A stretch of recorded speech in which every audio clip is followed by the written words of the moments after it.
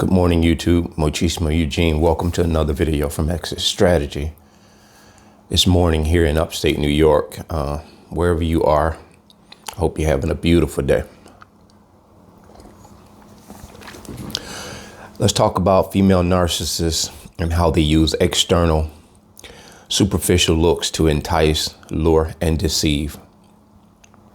It's about 6:15, 6:30 here. I was laying down.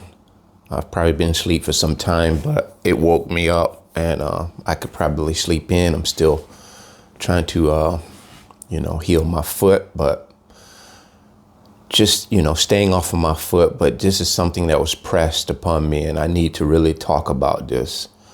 And this is about the female narcissist and their external superficial looks they use to entice, lure, and deceive people. And they use them to deceive not just men. They use them to deceive other females. They use their looks to deceive people of influence, because physical human beings, we are often, the first thing that catches our eye is the physical. Man or woman, it is the physical. You've heard those saying of, looks matter, not looks matter, but first impressions are everything. So looks, they put an impression in people's mind when they see you. Even before you open your mouth, your looks tend to give a person a perception or an idea of you as a person. And many times it's totally not who you are. You may dress disheveled, not so much disheveled, let's say in the field that I'm in. And I always like to use myself as an example. I don't so much focus on how I'm dressed to the degree of not a hair out of place, my hoodie, making sure everything is correct and positioned, to the utmost degree. But it doesn't mean I go out of the house with no regards to taking care of personal hygiene, which is something I hold in top priority, and making sure that my clothes are laundered and clean and I don't smell. So those are things, hygiene is something that I hold in high regard. But if you were to observe me on any given day, you may see me with pants on, with paint splatters on them, or some kind of rip in my jeans or my cargo pants. You may see paint on the back of my jacket from where I stood too close to a door trim and was painting and it was wet. All at the same time, the clothes that I wear are most often laundered, clean, and I am thoroughly hygiened. So one looking at me that are more or less, if a person is all about neatness of the same degree, but notwithstanding clothes with rips or paint or any type of imperfection in them, they would perceive that, not all people, but a lot of people would perceive that this is a working man, or this is a man that doesn't have a lot going on or have a lot in general.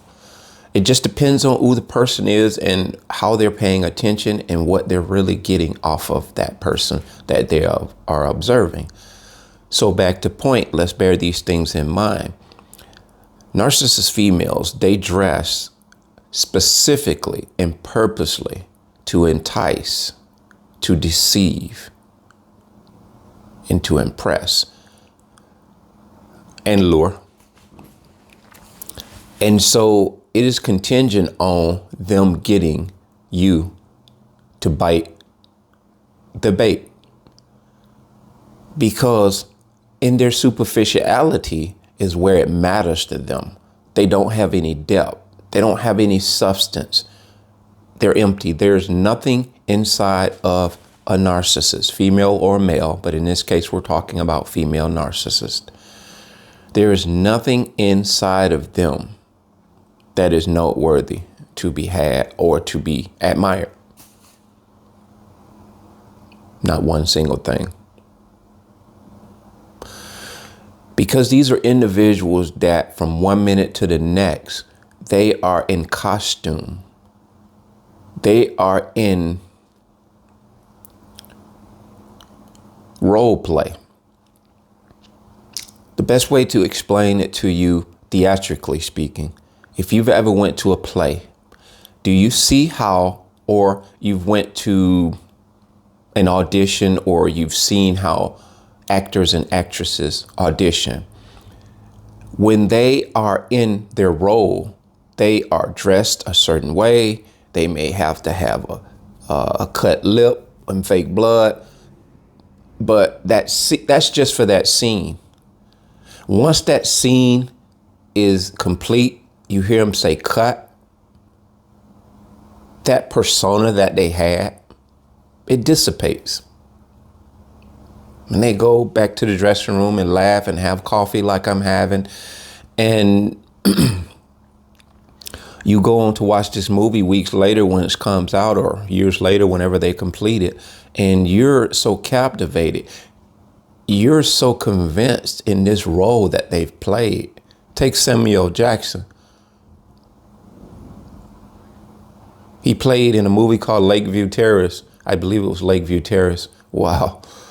I almost admire him in this movie because he played such a psychotic psychopath. And of course, he was a narcissist in this movie, in my opinion. But to meet Samuel Jackson in person, I want to believe that he may not be any of those things that you see on film. I don't know him personally. I'm not making, that's a broad statement to make, but I'm just using that for an example. The whole point of what I'm saying is the narcissist is in a role. They are in character, and they have multiple characters. They have an inconsistent character. They have a robotic character to a strong degree, but it's very inconsistent. It's very hit and miss. They are on a spectrum. They're not on a continuum that has any kind of consistency in it, like you and I. And that is what they capitalize on as well, because we are so consistent. They count on us and anticipate us doing a certain thing at any given moment. They read us like a book. So now being awakened and aware of what narcissistic personality disorder is, and in this case, female narcissists who lead with their bodies, lead with their looks, their lipstick, their facial adornment, and in my case, again, the narcissist I married had eyes so beautiful. I tell people she had eyes almost as beautiful as a rattlesnake. But a rattlesnake, beyond the beauty, is deadly. And so admiring externals in people, sometimes it's a lure, it's an enticement, and it can be a deception. And I'm not, obviously, this is a disclaimer here, and not that I need to.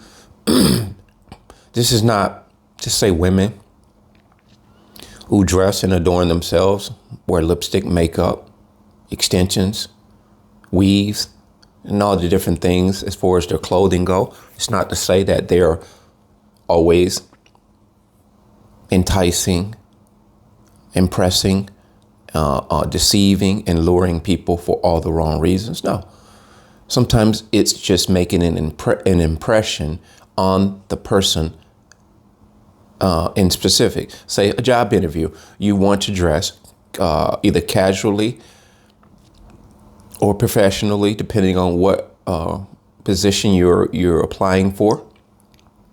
And I don't see anything wrong with that. But most often, if you're dressing, say a guy, and for an example, he's dressing for an executive job. He may or may not wear a suit, but because he doesn't wear a suit, his persona exceeds his externals. And it's mainly when they interview him, they are looking at a certain thing within him as a person to fill that position. Now, this is what we should be looking for in a person, in a life partner. But if show of hands, that was the last thing. Although in our mind, that was the first thing that we knew we were looking for in a person, but we got sideswiped. We got blinded. Distracted, lured, deceived, and enticed by the externals and the superficial. And that was by design. So going forward, we can still be captivated, admire, and appreciate those things I just talked about, the looks, the external, superficial things about a person. But it doesn't stop there, and it shouldn't stop there. Me as a man, I don't endorse women who do too much. And I won't endorse women who do too much. That's just for me, because I'm not really into, I'm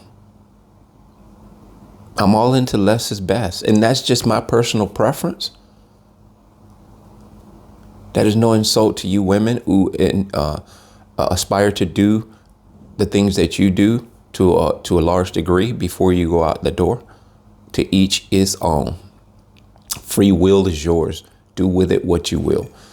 But for the sake of this conversation, that external,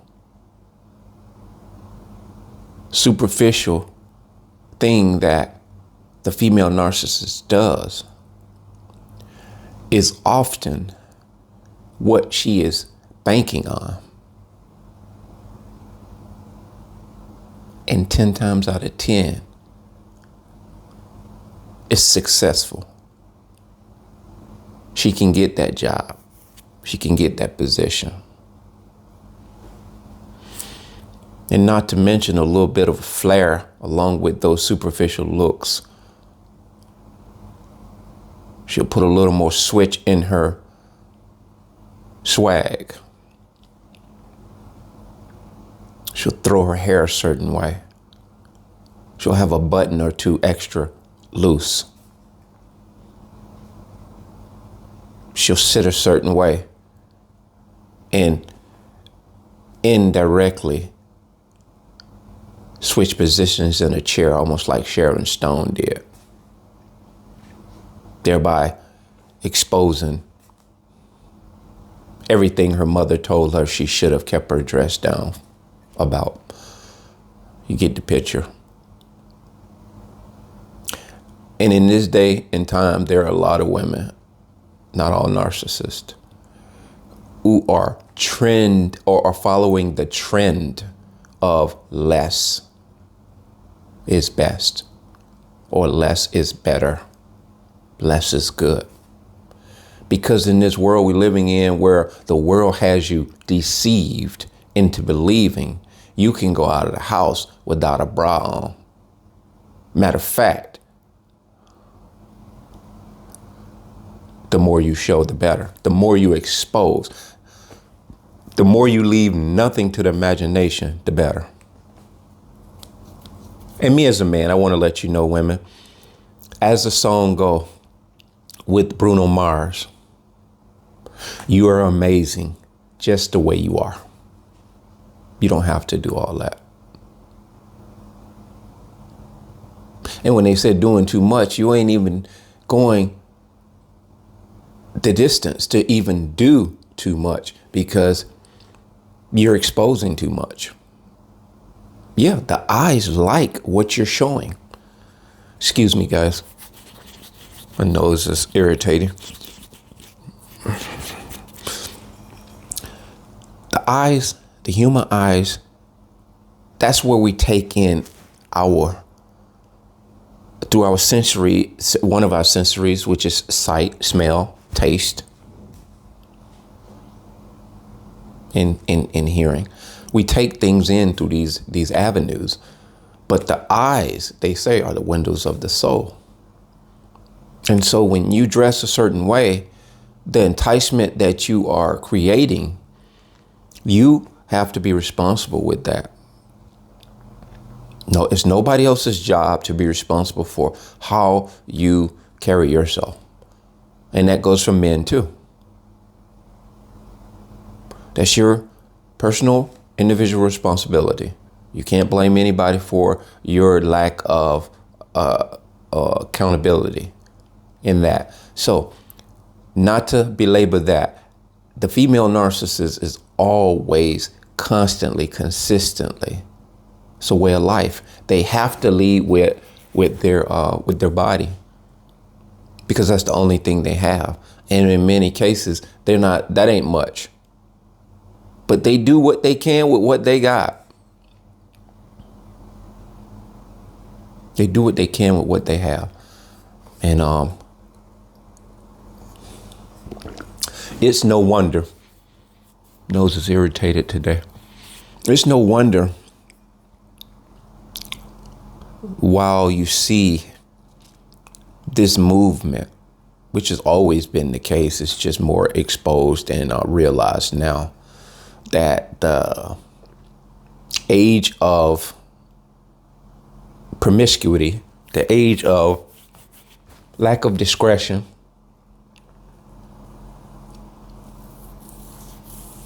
there is no discretion. Almost makes you wonder when some of these atrocious acts upon one human being from another are realized in our world, such as crimes and different things. It makes you wonder, how is it possible that there is going to be some rectification or some real healthy, long-lasting change for the better, where it regards this. And I'm talking not so much in code, but I'm just like, not to just say exactly what I want to say. We're in a freight train with no brakes. The morality that you hear, the sound bites in the world, just say in the court, they are playing the same dumb ass game they've been playing for centuries. They hold their heads straight. They sit in positions of authority and power and influence, and they project laws, bylaws, and impose certain ways of life and standards to the masses, but all in the same breath, in the same time. The laws that they are responsible with making and controlling and dictating, they allow certain things to be a thing. Do you know in certain countries, I want to say it's China or Japan, I want to say China, porn is illegal. Pornography is illegal. Not to say that it's not a lot of it happening over there. And being that that's the case, let's use that as an example. Something so illegal, you still may see Asian porn circulating. That's not to say that it originated from China, but there's always a loophole to everything. But for emphasis, there are certain countries that appall certain things. I believe in Arab countries, Muslim countries, homosexuality is forbidden. And in many cases, I have heard, I don't know how true it is, you can be put to death for that. But in the world, there are so many things that are liberating to us as human beings, from one human being to another, till to each his own. That's what we normally like to say. I used that statement just a second ago. But at the same time, Ask yourself this: the things that you have the liberty and you have the free will to do, ask yourself, are they healthy and beneficial in a good way for you to do them because you have the free will to do them? So going back to the narcissist and how she's externally superficial, she lures, entices, and deceives. And how we accept these things by way of our own free will, and in extending to how we perceive or see and observe other people utilizing their own free will by way of external looks. You and I may not do the things that we see a lot of the world are doing, but we need to pay attention and observe the person's character. There may be women that are into OnlyFans behind closed doors with discretion and all, and they may work a 9 to 5. OK, that's their discretion. That's their free will. But bringing back to point, the character of a person should be the first thing that we look at when we are determining who they really are. It's not always what they do. It's not always how they look and how they are dressed, how they present themselves. It's not always who they are. And I just believe we as empaths and chosen ones, we are observers first. And then we are determiners. We determinate or determined second. We observe first and determine second. We don't make determinations first and later on observe things that we should have. That's what got us in trouble to begin with. And we have all the time in the world to sit back and observe. We don't have to rush. We don't have to be concerned about that fish jumping off the hook. Everybody's out here trying to get the big catch.